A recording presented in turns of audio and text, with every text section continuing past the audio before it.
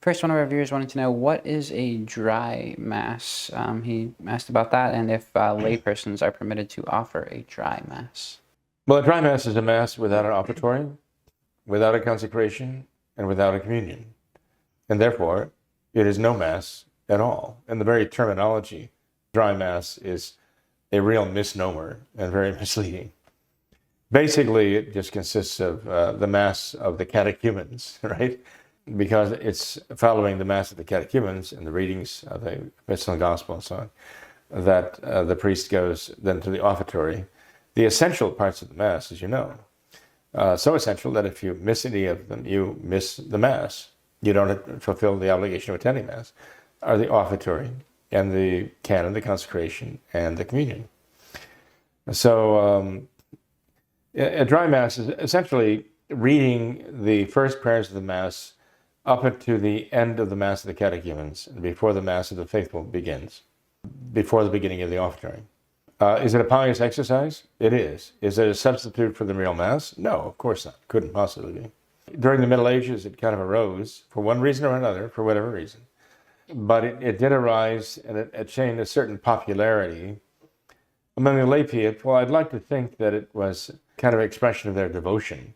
I mean, maybe they indulged in that while they were on pilgrimage, and they might not have had access to a real mass. Maybe they were in foreign lands or wherever, So maybe they said, well, we'll do what we can to sanctify the day. So let's read the prayers before the altar. Let's read the introit.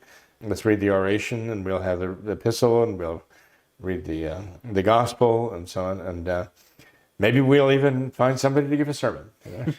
But that's as far as it would go. As an act of devotion, I would recommend it for people who are traveling who can't attend a real mass.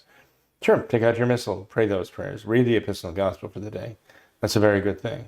I understand that, though, after the time of St. Pius V and Quo Primum, his decree of the Roman Rite, that the instance of using the dry mass has pretty much faded away, which is why people today barely know about it.